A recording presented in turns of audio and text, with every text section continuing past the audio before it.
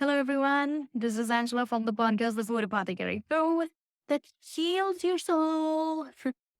Today, I had a chance to talk to Rolando, such a full of life person, and I learned so much from him. I learned that, you don't need everything to be figured out to have fun.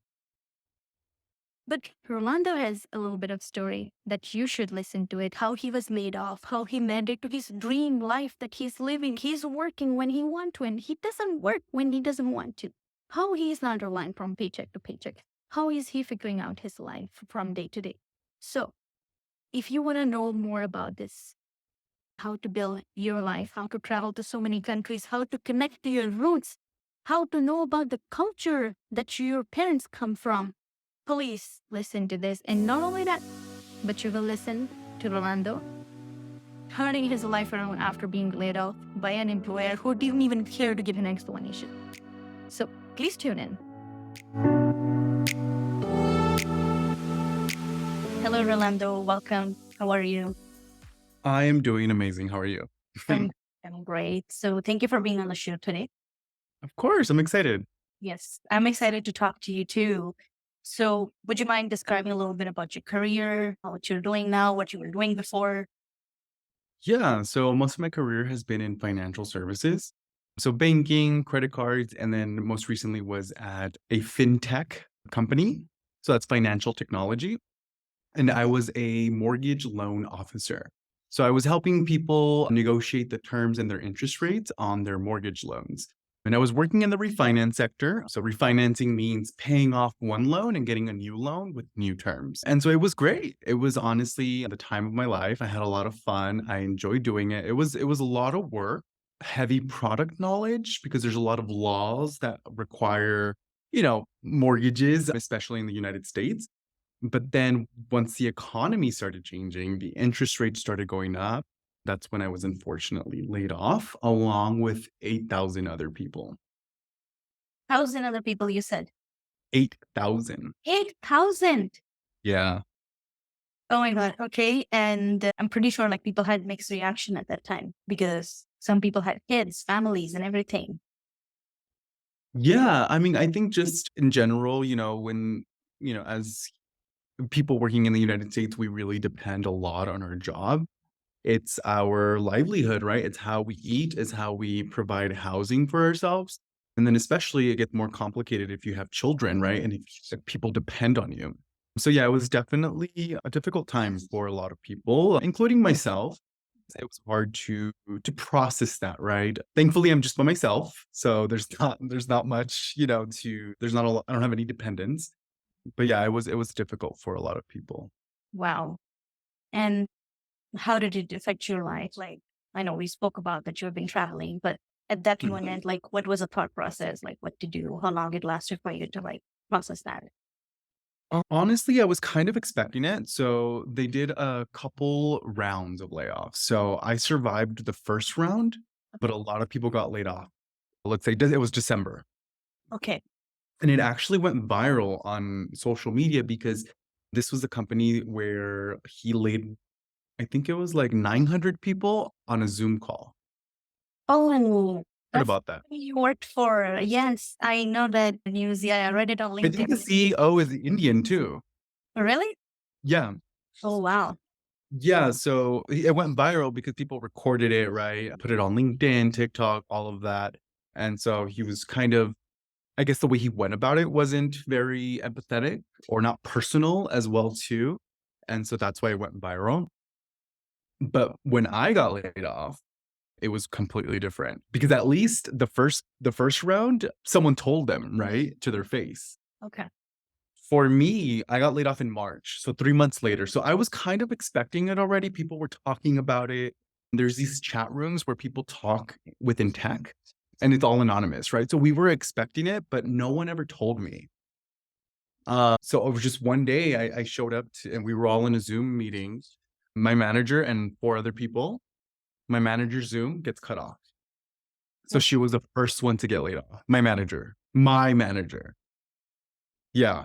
And she didn't even know she was going to get laid off either. Next thing you know, it just people's Zooms just start zoom, zoom, zoom. And then mine finally happened as well too. So I think it was also the way that we got laid off was not it wasn't nice. You know what I mean? No one told me. My computer just shut off. That is not nice. At least like the least they could do to tell you face to face Right. and like kind of like wish you like, like we have a like maybe in the future we reconnect or whatsoever, Or even if you don't have the bandwidth, right, to tell people face to face, send me an email. Yeah. Nobody send a mass email. Say, hey, you're getting laid off on Friday. This is Friday will be your last day. Send it on Thursday. You know what I mean? Or something more communication, I guess you could say. And so that was interesting, right? I just remember my computer shut off and so we kind of knew. So I just went to go get coffee. I went to go, go about my day. I went shopping. So I guess you could say I took it a little bit better than other people, that's for sure.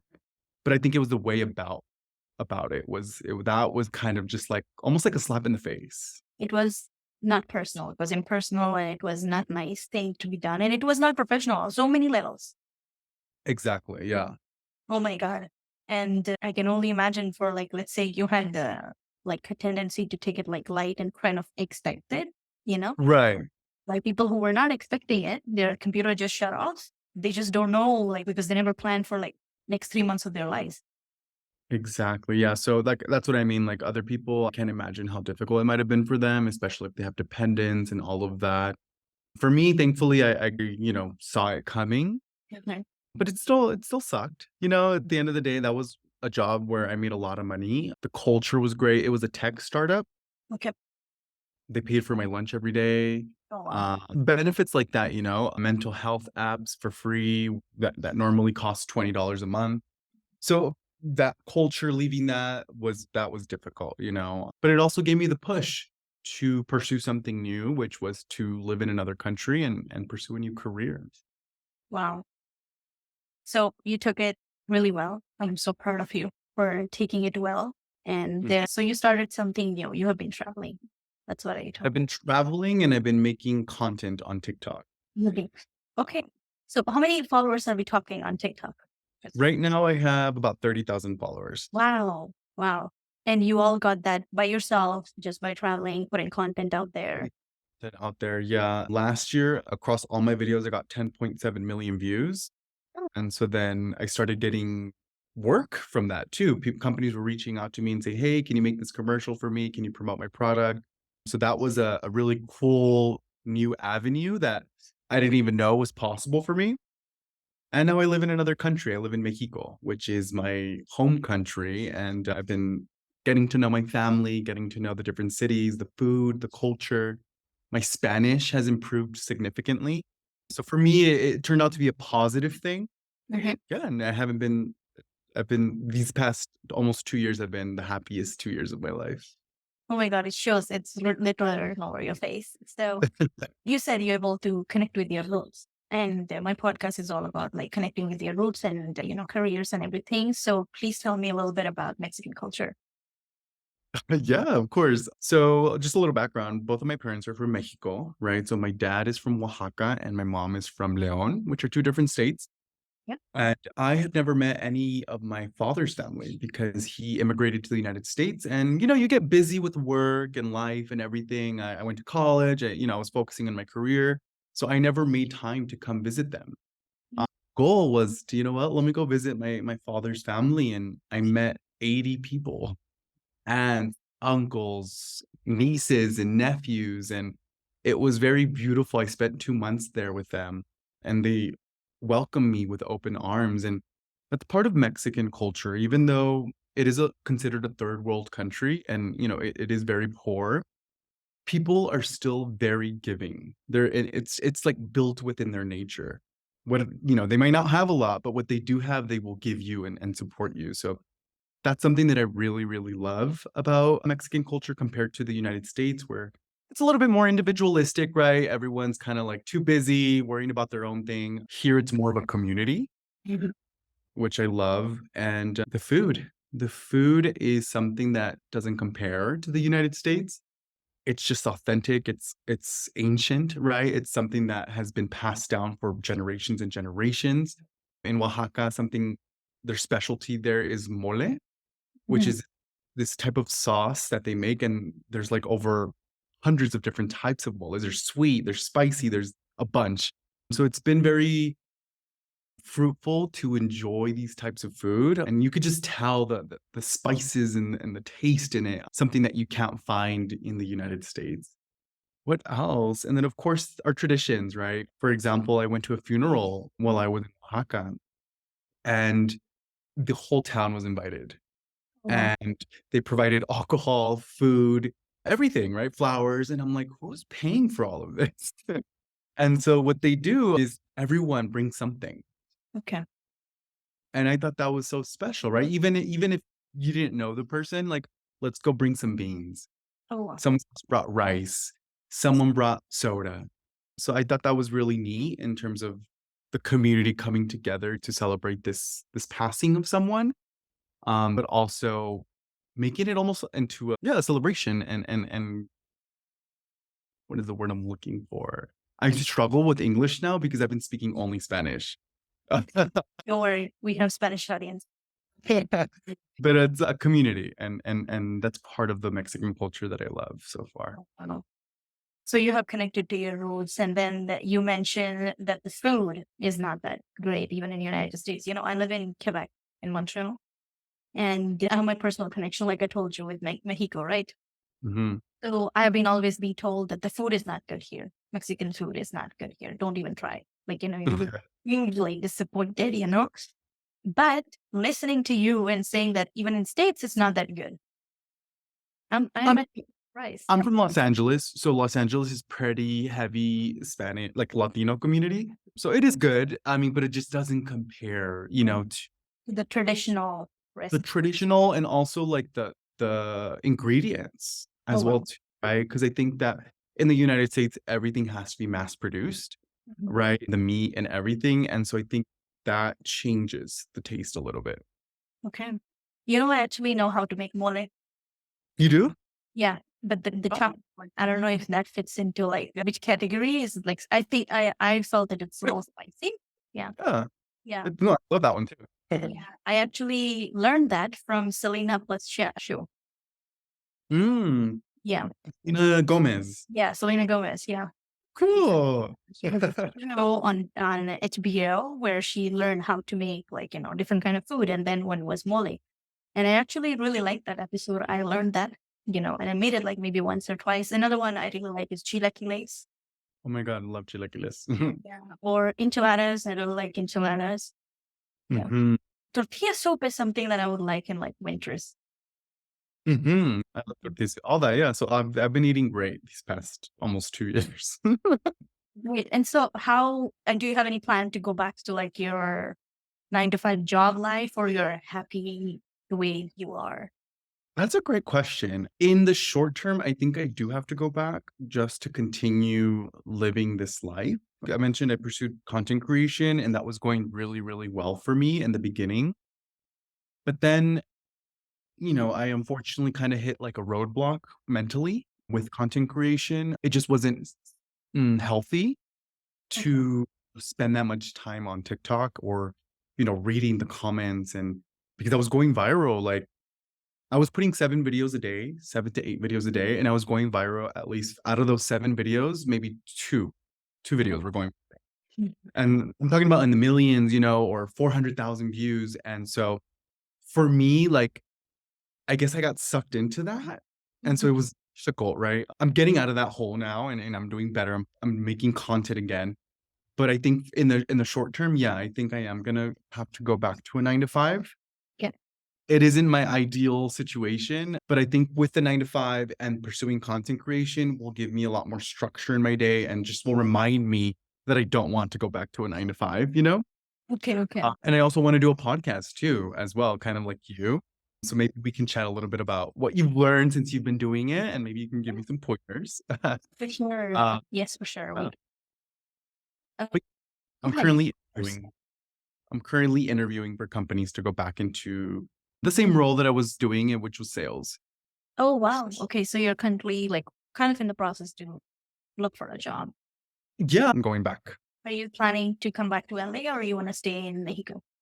I wanna stay in Mexico forever. I'm gonna retire here. I'm gonna buy property here. Like, this is now my new Oh, goal in life. Depending on the job, right? If I do have to go back, I'll go back. I'm open to it. Of course, Los Angeles will always be my home, and I love it. But in terms of, like, long-term goals, will be Mexico for sure, 100%. great, great. You mentioned something really interesting there. You said that you got sucked right into the comment sections and then making content and all that.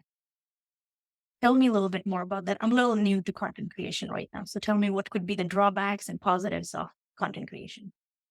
Right, yeah. So the positives is creating community, Mhm. right? Finding like-minded people like you or people who are on the same wavelength as you, that like the same things as you. And so I experienced those positives that were great. People who loved reading self-development books, because that's something that I really enjoyed. The drawbacks, now, you know, I consider myself a very level-headed person and a strong-minded person, right? And so, there's always been that talk about social media can be detrimental to your mental health, Mhm. especially reading negative comments and all of that. And so for me personally, I was like, that's never gonna affect me until I started reading the comments and I would see, maybe 90% were positive and I would see one negative one and it would affect me for hours. I would think about that comment for 4 or 5 hours, and I'm like, "Why can't I get this out of my head?" Like, so I think the drawbacks of that is really having a solid backbone and knowing who you are at the end of the day. Because when you know who you are, like, if someone I'm almost 6 feet. If someone calls me short, that isn't gonna affect me because I know I'm not short, right? But if you don't know who you are, I think that a comment can make you spiral sometimes, for me at least, specifically speaking. And I think that's where I struggled a little bit, where in the content that I'm making, I still wasn't sure who I was. You know what I mean? Like, I wasn't sure what message I was giving out. I was just putting content to put it out. And so whenever I would see these negative comments, it would hurt me a little bit. And so I think that's the drawback of content creation, and I think that's why it can be difficult to be an influencer or to be a digital creator and have a voice, Mhm. because you constantly have to be growing and be sure of yourself. Because if not, someone will come and say something to you and can knock you down. Wow. Yeah, you mentioned like negative comments and everything. So this is just like bringing the point, like how much important is to like, there's a free speech all about like there's a free speech, but then there is a speech that you shouldn't talk to somebody like that. Or you shouldn't say these things about like if you don't have a good opinion, just don't say it. And it's like don't comment on other person's videos. It can totally ruin somebody's day. Exactly. Yes. Yeah. So, yeah, it just depends. Yeah, exactly. So we're like we have like free speech, and then on the other hand, we have like people who are just not nice. So I don't know where to find that common ground. I mean, I think in general, like, there will always be trolls. There will always be someone who doesn't vibe with what you're putting out. So I think that's to be expected. Yeah. If you're gonna be making content, putting content on Instagram, TikTok, expect someone to not like you, Mhm. right? And that's okay, right? No, not everyone's gonna like, I don't like everyone. You know what I mean? And so that's okay. But it's also just being sure of who you are because it could really affect you mentally. That's true. That is totally true. But like, yeah, like you said earlier, like have a strong identity by yourself and know who you are and why you're doing this. So then it won't affect you that much. Exactly. Mhm. That's a good message to give. You were asking about the podcast. So I'm Mhm. going to tell you a little bit. So I started this summer last year and I was doing solo episodes. I still do some solo episodes. I talk about foods and spices too. Yeah, I like to talk about mental health a lot because I kind of went through some of phases of my life, which kind of pushed me to take my voice out and help other people. And in podcasting, I think it's a really good thing. You can choose what you want to talk about. You don't have to stick to one niche. You don't have to always, it's up to you if you want to talk about one thing again and again, that's up to you. But then I actually don't talk about like only one thing. I talk about food, culture, careers, So I don't usually limit myself or put myself in the box that I'm only doing this and that's it. The rest is a process of recording and all that is just a process. You just get Uh, around. Yeah. The idea I have for myself, I think I'm gonna be doing solo episodes. Yeah. You tell me a little bit about your process in filming that? Do you record just audio? Do you record yourself? Like, what's your process? Do you script them? Do you do, let Okay. me know. So solo episodes is mostly about, let's say, spices. Like I pick one spice and I usually relate it to the spiritual side of it or what does it symbolize to me? Because personally, I come from a really strong culture by myself from India, and cooking was, or let's say cooking or kitchen was always huge part of me because I saw my mom, cooking really good food for me. And then, or let's say we totally believed in home remedies too. Like we didn't believe that much in Western medicine earlier, there were so many things that were treated at home. So it all came from like, let's say turmeric, if somebody get hurt in our house, like you will put a little bit of turmeric with the yogurt or whatever on it, and then it will heal. Like, you will drink turmeric with milk, so it will help you heal. So there are so many like little recipes here and there. So it became part of me. But I went to cooking school to become a chef. Oh, Yeah. wow. Yeah. So I did that for like I think more than 2, 3 years. But after like 2, 3 years, I was like, maybe this career is not for me at the moment. You know, I should come back to it. So Mm, I jumped to accounting because let's say financial restraints and whatsoever got me to commit to like again 9 to 5 job. You know, So after that, I just decided to do a podcast, and that's where I talk about a spice and then a spiritual or a reason behind it or what it symbolizes. The process of it, usually I pick one spice or mhm. maybe two, and I don't force myself. I just wait it to come to me. So let's say like I'm cooking and something just happened. I'm like, oh, like remember this one? And then some like grandma story or like my mother's story or my aunt's story would flash in my head. And I will write about that. Like, for me, this spice stood this for that. And then I will do a little bit of research, like what does other cultures say about that? Like recently I did the episode of mustard seeds. And we have mustard seed, like mustard fields in back home where I come from. And so many Bollywood movies were shot in those mustard fields. It looks beautiful. So it just reminded me of the fact like I was a kid and I used to run around them and how Bollywood was related to that. So it reminded me of my own. So, and then I don't usually script everything Mhm. because even though I script it, I don't stick to a script. I just get Yeah. a real idea what I'm going to talk about it. And then I just let my emotions go through it. I do film it. I used to do only audio, but now I film it as well. Okay. Yeah. And do you use a camera, use your cell phone, or just your laptop? I use my phone camera. So I have Okay. the Apple one, or Okay. something like this one. I'm in the process of getting another camera where I can record like face to face podcast like you and I. So we won't be doing, let's say, over the computer anymore. Mhm. I would invite people to come to my studio. So I am actually, announcement actually, I am actually making my studio. It's in the process. It Oh, will, fun. yeah, it will be completed soon. Yeah. So yeah, Congrats. thank you. Thank you. Yeah. Plus like even for life coaching, because I graduated as a life coach. So people who like to come see me, it's kind of difficult for me to just have them face to face because I think it's really crucial to give them the space and privacy where they feel like they can share information. That's why. Wow, you're like a jack of all trades. Yeah. Chef, accounting, life coach. Yeah. Yeah, you can say that jack of all trades. Yeah, I did quite a few change of careers too because I guess like I as a, like, how do I say, by the social restraints I was pushed into like have a 9 to 5 job. Right. Yeah. Yeah. Yeah, that's secure money. And it's not like I don't like my job. I like my job. People are nice at work and everybody is cool. But let's say my bigger calling may be somewhere else. Okay. And same for me. I think a lot of us are having that realization, especially after the pandemic. Yeah. I feel like a lot of people just like there was a pause with the pandemic and they're kind of like, do I really? Or I feel like in general, as a society, at least in the United States, we're having that realization that, hey, there's more to life than just this 9 to 5 and working for 60 years and then retiring and then traveling the world when you're 60. You know what I mean? Mm, yeah, I think our friend, common friend, Jaime said that quarter life crisis. Yeah, quarter life Quarter crisis.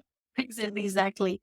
So you are right. We actually come to realization somewhere in the mid pandemic that like maybe this is something, and great resignation was one of them. Like, we saw, yeah. Yeah. Now I don't know where the great resignation stands today. I have no idea. I haven't checked it, but at that time it was like mind boggling. Like, what the hell? Including myself. I quit my job. I worked for 3 different companies, like, right when the pandemic started.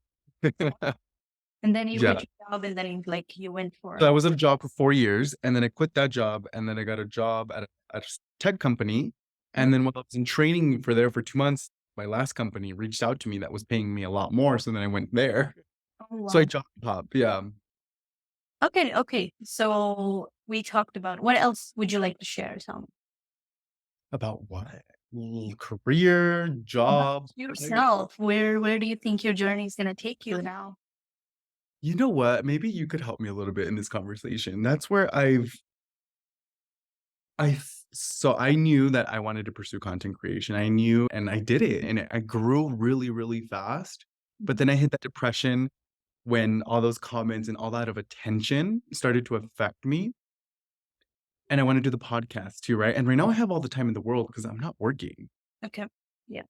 But I think it's maybe my self-limiting beliefs or so I don't something about me is not like, why am I not doing it? You know what I mean? Like, I have the time, I have the resources, I have everything, but I don't know if it's like I mentioned, my self-limiting beliefs that are not allowing me to. Why am I not putting myself out on a podcast? I have the first 6 episodes, I have all the topics, I have them scripted already. Not scripted, but you know what I mean? Like I've done research. Why can't I get myself to do it? You know?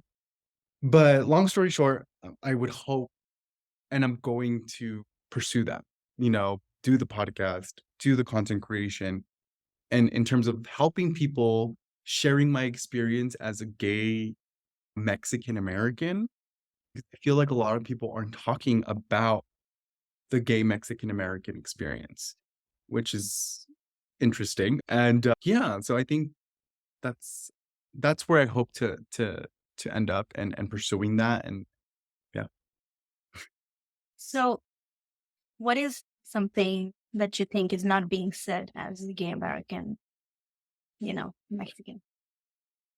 that's a good question. I think we're not talking about the dating aspect of it, also the community part of it too. It's something that's very beautiful. As I've been traveling a lot, I go on dating apps and I meet people, and not for dating or not for hooking up or anything, but just to meet people and to hang out with them. And every city that I go to, I create this network of like 4 or 5 friends, and I pass 4 or 5 days with them. And it's this I can say it. This friendliness, this community of we're looking out for each other because we know that we're gay and we know that we gotta look out for each other. And so I think that isn't being talked about much, about being able to connect just because we relate with them, you know? But also, right, there's the whole other aspect of like hooking up, right? And how that could be detrimental to our mental health as well, especially if you're not traditionally good looking, right? Or if you're not, you know, fit, right? And I have friends who have experienced a lot of I don't want to say discrimination, like a lot of negative feedback, Okay. other members within the same gay community. You know what I mean? And so I think I wanna talk about that and just start that conversation. Why are we being mean to each other, right? Why if someone doesn't match who we like, right? Why don't we just say not interested and that's it? Leave it at that, you know? So I feel like I wanna, there's a couple of podcast episodes that I'll be talking about that. Okay, great. Have you thought about when are you planning to release your podcast? This could be a launching event, so go ahead. It's gonna be my lunch. You're right. Maybe I should film, just start filming, just start doing. I procrastinate a lot. That's a hot topic for me right now, procrastination, because I have all the time in the world. So I'm just like, "Oh, I'll do it tomorrow." You know what I mean? And it's like I never do it. Okay. Okay. This is something we can discuss off camera. That's fine. Yeah. Yeah. But yeah, thank you so much for today, for your time. And we record like good 30 plus minutes. So thank you so much for today's time. And I'm pretty sure we will reconnect again. And then maybe one time you can come to Quebec and then I'll show you Montreal live and then we'll film like face to face. Yeah. Or if you want to come to Mexico. Oh yeah, for sure. If I go to Mexico, I'll let you know for sure. That's like one of my dreams to go. And then I actually want to visit that country. I heard a lot about it and I have heard a lot about the food too, culture itself and everything. It's the most beautiful country. And maybe I'm being biased, right? No, And I've traveled. I've traveled to other countries and it has everything. Food, people, culture, music. It's beautiful. it's beautiful. Perfect. So thank you so much. Yeah. I hope you have enjoyed this episode. Please follow us on Instagram at the Food Apothecary. And our new episode is every Thursday at 8 p.m. EST at YouTube, Spotify, Ghana, Apple Podcasts, and so many other platforms. And if you're excited to know more about the coming episode, join us on Instagram because we're always posting stuff.